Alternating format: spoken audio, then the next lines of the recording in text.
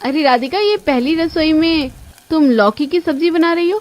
शहर में पहली रसोई में कुछ हैवी, कुछ शाही बनाया जाता है, जैसे पनीर लबाबदार या मलाई कोफ्ता। ये बीमारों वाला खाना कौन बनाता है?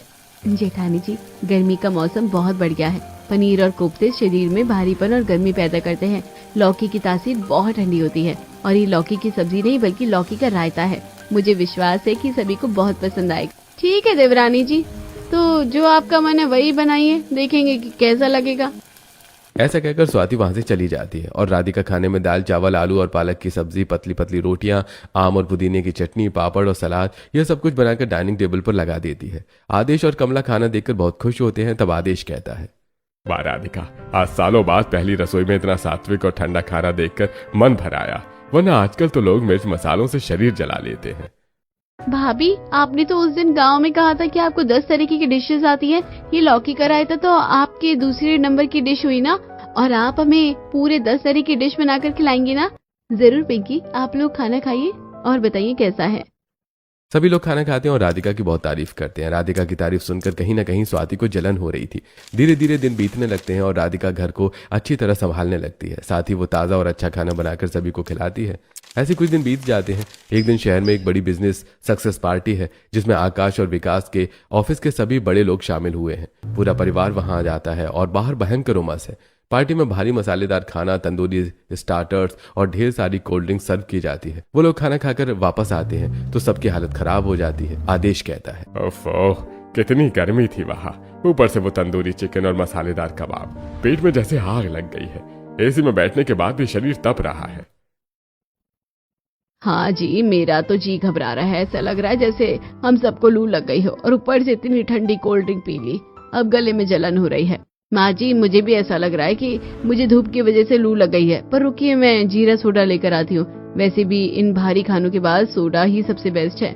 ऐसा कहकर स्वाति रसोई में जाती है और फ्रिज से जीरा सोडा की बोतलें निकालती है। तभी राधिका रसोई में आती है और कहती है, जेठानी जी, आप सोडा मत पिए। सोडा में गैस होती है जो पेट की जलन को और बढ़ा देगी, और वैसे भी लू लगने पर आम पन्ना पीना चाहिए। मैं ऐसा करती हूँ कि भुना हुआ जीरा और चिया सीड डालकर आम पन्ना बना देती हूँ।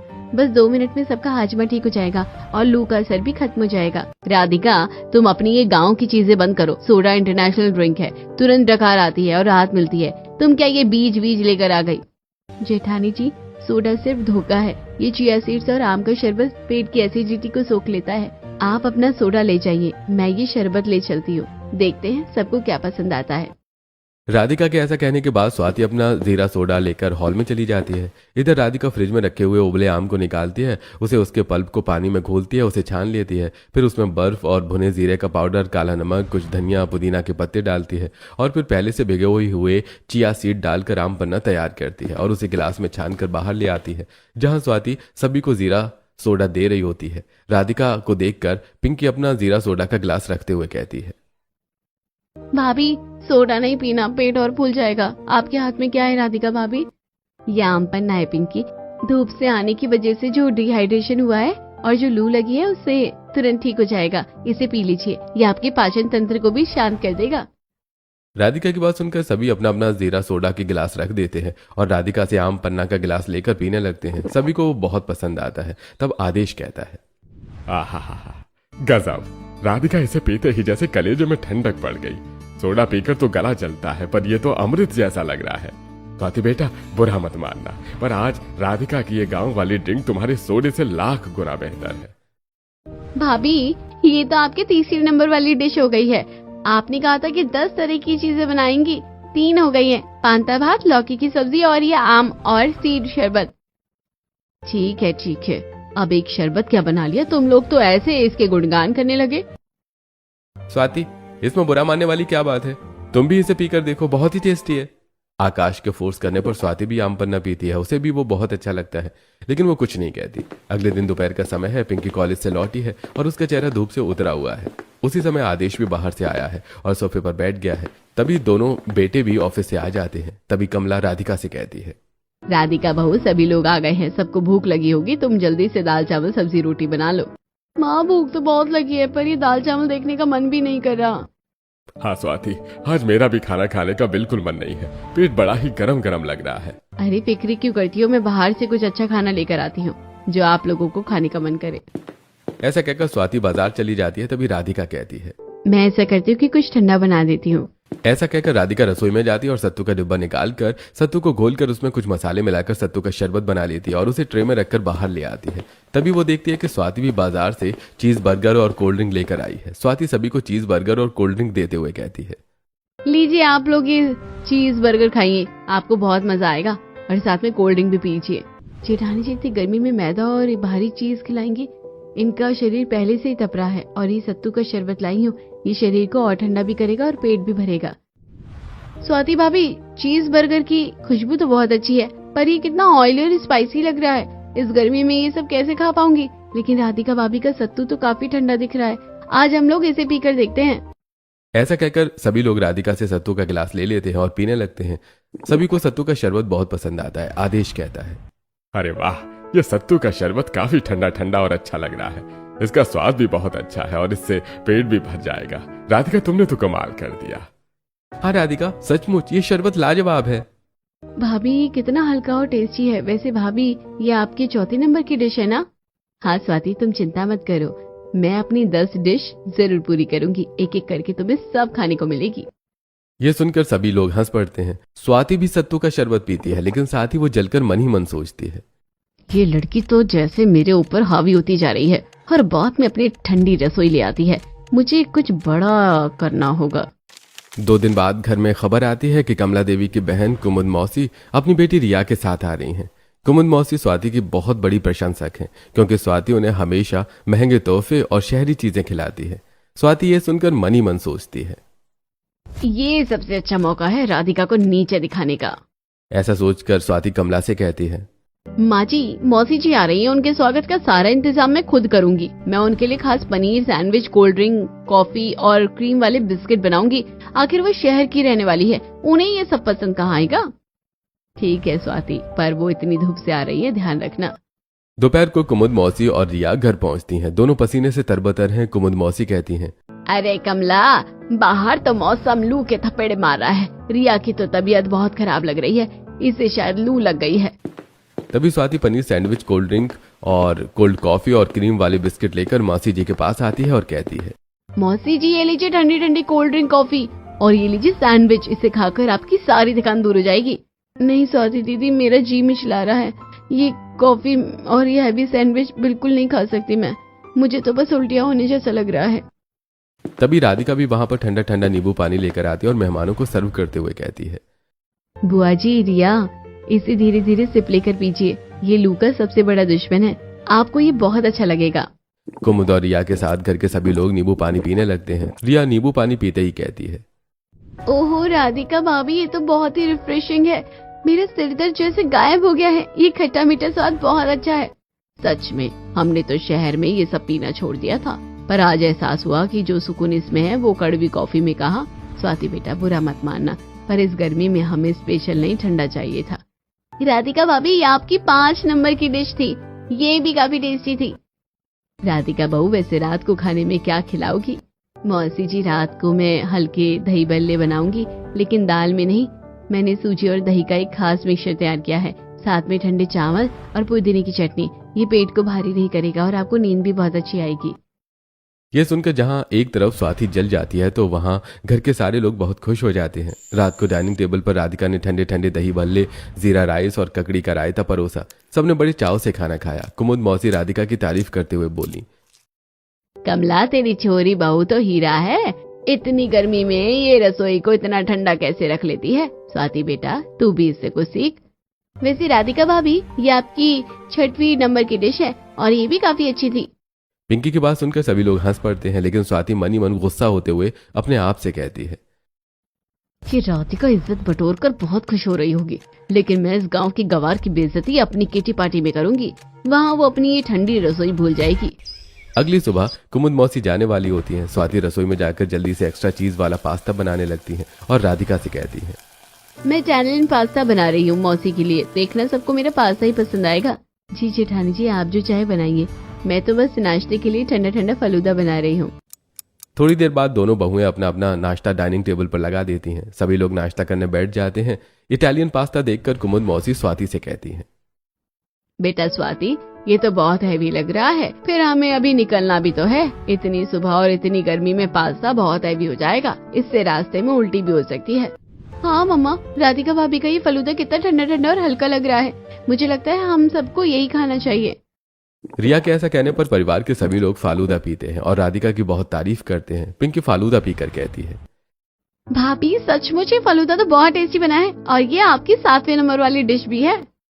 पिंकी की बात सुनकर राधिका मुस्कुरा देती है। नाश्ता करने के बाद कुमुद और रिया अपने घर के लिए निकल जाती हैं। ऐसे कुछ दिन बीत जाते हैं। एक दिन दोपहर के समय बाहर गली में एक दही वाला जोर जोर से आवाज लगा रहा था, दही ले लो, दही एकदम ताजा और ठंडा ठंडा दही ले लो। बहू जरा बाहर देखो तो, दही वाला आया है। गर्मी में घर का जमाया हुआ दही भी जल्दी खट्टा हो जाता है। ताजा दही ले लो, रात को कड़ी बना लेंगे। माँ जी, आप इन फेरी वालों से दही क्यों खरीद रही हैं? ये लोग पानी मिलाते हैं और साफ सफाई भी नहीं रखते। मैं शाम को मार्केट से पैकेट वाला दही मंगा लूंगी, वो गाढ़ा और मीठा होगा। जेठानी जी, गांव का ये दही थोड़ा खट्टा जरूर होता है, पर इसकी तासीर बहुत ठंडी होती है और कड़ी बनाने के लिए तो थोड़ा खट्टा दही ही सबसे अच्छा होता है। मैं ले लेती हूँ। आज मैं आप सबको ठंडी कड़ी और चावल खिलाऊंगी। ठंडी कड़ी? कड़ी तो हमेशा गरम गरम खाई जाती है। तुम क्या अब हमें बर्फ डालकर कड़ी खिलाओगी? सच में गांव वालों का दिमाग भी उनकी रसोई जैसा ही होता है। आप बस खाकर देखिएगा जेठानी जी, मैं दही ले लेती हूँ। राधिका दही लेती है और रसोई में जुट जाती है। वो बेसन के छोटे छोटे पकौड़े बनाती है और उन्हें पानी में भिगोकर नरम कर देती है। कड़ी को वो धीमी आंच पर पकाती है और फिर उसे पूरी तरह ठंडा होने के लिए रख देती है। शाम को वो कड़ी में पकौड़े डालती है और ऊपर से हरा धनिया और पुदीना छिड़कती है और रात के खाने में चावल के साथ सभी लोगों को ठंडी दही कड़ी सर्व करती है। सभी लोग दही कड़ी और चावल खाते हैं। आकाश कहता है, अरे वाह राधिका, ये तो अद्भुत है। कड़ी ठंडी होने के बाद इतनी टेस्टी लगती है, मैंने सोचा भी नहीं था। इसमें तो मिर्च भी नहीं लग रही है। हाँ भाभी, कड़ी और चावल बहुत अच्छे लग रहे हैं। वैसे भी ये आपकी 8वीं डिश हो गई है ना भाभी? बिल्कुल, ठंडी कड़ी और चावल, गर्मियों का इससे बेहतर डिनर नहीं हो सकता। स्वाति बेटा, तुम भी चखो, देखो इसमें कितना सुकून है। नहीं पापा जी, मेरा पेट थोड़ा ठीक नहीं है, मैं बस दूध पीकर सो जाऊंगी। आप लोग खा लीजिए। स्वाति ऐसा कहकर रसोई में जाती है और एक गिलास दूध निकालकर डाइनिंग पर आकर बैठकर पीने लगती है और साथ ही मन ही मन सोचती है, ये राधिका आज इतनी खुश हो रही है ना, मैं इसे किटी पार्टी में ले जाकर इसकी बेइज्जती करके इतना ही दुखी करूंगी। खाना खाकर सभी लोग अपने अपने कमरे में जाकर आराम करते हैं। अगले दिन शाम को स्वाति राधिका के पास आती है और कहती है, आज मेरी सहेलियों के साथ मेरी किटी पार्टी है। वो कह रही थी कि मैं तुम्हें भी साथ लेकर आऊं, तो तुम जल्दी से तैयार हो जाओ, हम किटी पार्टी में चलेंगे। जी जेठानी जी, मैं जरूर चलूंगी। अब स्वाति अपने कमरे में जाती है और किटी पार्टी के लिए तैयार होने लगती है।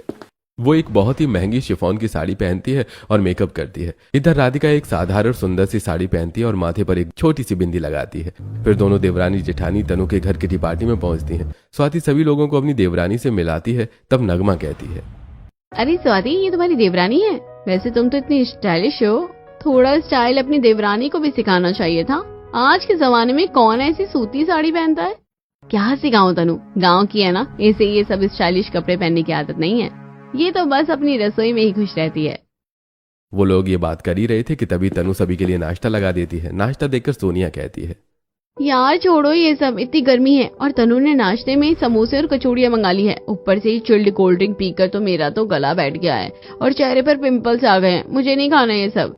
सही कह रही है सोनिया, मेरा वजन भी बढ़ा है और पेट में हमेशा जलन रहती है। समझ नहीं आता कि गर्मी में खाए क्या, जिससे प्यास भी बुझे और वजन भी ना बढ़े। दीदी, अगर आप बुरा ना माने तो मैं कुछ कहूँ? आप जो ये कोल्ड ड्रिंक और समोसे खा रही हैं, ये तो आपके शरीर के अंदरूनी गर्मी को बढ़ा रहे हैं। पिंपल्स और जलन उसी का नतीजा है। गर्मी में हमें ऐसी चीजें खानी चाहिए जो पित्त को शांत करे। अच्छा, तो अब ये गांव की लड़की हमें डाइट प्लान बताएगी? वैसे बताओ जरा, तुम्हारे पास क्या ऑप्शन है जो खाकर हमारी प्रॉब्लम सॉल्व हो सकती है? मैंने घर पर कुछ खास डिशेस बनाई थी, जैसे लौकी का रायता, आम पन्ना और चिया सीड शरबत। इनसे वजन भी नहीं बढ़ता और चेहरे पर चमक भी बनी रहती है। आप लोग चाहे तो अगली पार्टी हमारे घर पर रख सकते हैं। मैं आप सबको 10 तरह की ठंडी डिशेस बनाकर खिलाऊंगी और उनकी रेसिपी भी बताऊंगी। सच में? यार मुझे तो रेसिपी चाहिए, मुझे पिंपल से छुटकारा पाना है। स्वाति, अगली पार्टी तेरे घर है, डन। ये क्या हो गया? मैंने तो इसकी बेइज्जती करने के लिए मैं इसे यहाँ लाई थी, पर ये तो सबकी गुरु बन गई। पार्टी खत्म होने के बाद दोनों बहू घर आ जाती हैं। ऐसे कुछ दिन बीत जाते हैं। आज स्वाति की सभी सहेलियां मिलकर स्वाति के घर पर किटी पार्टी रखने का प्लान करती हैं। किटी पार्टी का दिन भी आ जाता है। राधिका सुबह से ही रसोई में जुटी हुई है। राधिका ने फिर से हाथ का जमाया दही निकालकर उसे फटकार में भी और मिश्री डालकर श्रीखंड बनाती है। साथ ही वो सभी के लिए सत्तू का शरबत, सलाद और नींबू पानी बनाती है। तभी वहां स्वाति आती है और कहती है, राधिका, तुम ये क्या घास फूस बना रही हो? मेरी सहेलियां शहर की हैं, उन्हें कुछ रॉयल खाना पसंद है। जेठानी जी, आप बस भरोसा रखिए, आज उन्हें वो स्वाद मिलेगा जो वो कभी नहीं भूलेंगी। राधिका की बात सुनकर स्वाति मुंह बनाकर वहां से चली जाती है। शाम को स्वाति की सभी सहेलियां आ जाती हैं और किटी पार्टी शुरू होती है। घर के डाइनिंग टेबल पर राधिका ने बहुत ही खूबसूरती से मिट्टी के बर्तनों में सत्तू का शरबत और श्रीखंड सजाया है। साथ ही कांच के गिलास में नींबू पानी रखा है और बड़ी बड़ी प्लेट में सलाद और फ्रूट्स भी रखे हैं। ये सब देखकर सोनिया कहती है, वाह, ये कितना रिफ्रेशिंग है, इसे तो देखकर ही मन को ठंडक मिल रही है। जी दीदी, और अब ये देखिए, ये है आप लोगों को ये सब खाकर भी बहुत अच्छा लगेगा। खाना शुरू तो कीजिए।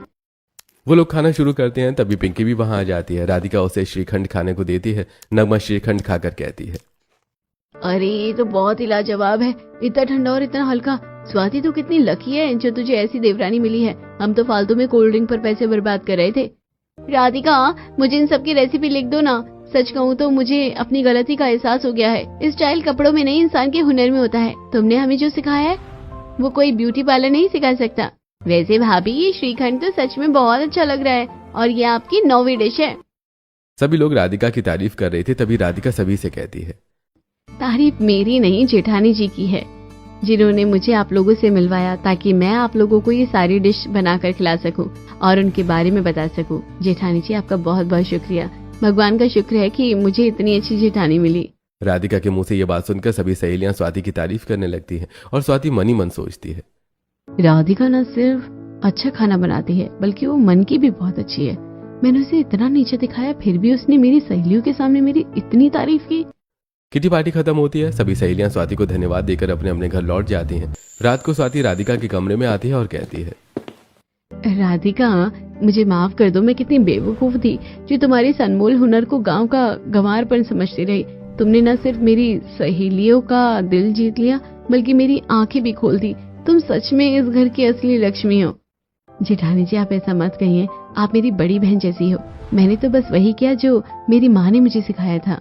ऐसा कहकर राधिका अपनी जेठानी को गले से लगा लेती है। पिंकी कमरे के बाहर ये सब देखकर दौड़कर हॉल से सभी को बुलाकर ले आती है। सभी लोग ये देखकर बहुत खुश हो जाते हैं। तब आदेश कहता है, शाबाश राधिका, आज तुमने स्वाति को भी अपनी टीम में शामिल कर लिया। अब इस घर में कभी बासी खाना नहीं बनेगा और ना ही किसी का पेट खराब होगा। और स्वाति बेटा, तू भी अब अपनी कोल्ड ड्रिंक की बोतलें हटा दे। अब हमारी रसोई ठंडी रसोई बन गई है।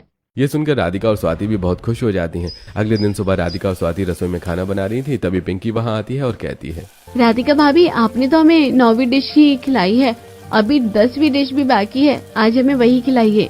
ये सुनकर राधिका मुस्कुरा देती है। वो फिर से दूध निकालती है, उसे उबालने के लिए रखती है, उसमें सेवइयां और मेवे डालती है और फिर उसे ठंडा करके ठंडी ठंडी तुलसी सेवइयां सबको सर्व करती है। सभी लोग से सेवइयां खाकर बहुत खुश होते हैं। तब पिंकी कहती है, वाह राधिका भाभी, आज आपकी 10वीं डिश का नंबर आ ही गया है और वो पूरी भी हो गई है। पिंकी की बात सुनकर सभी लोग हंस पड़ते हैं। इस तरह हमारी गांव की बहू अपनी रसोई को ठंडी रसोई बना देती है और सभी लोग वो ठंडी चीजें खाकर स्वस्थ रहते हैं और उनको अब गर्मी भी कम लगती है।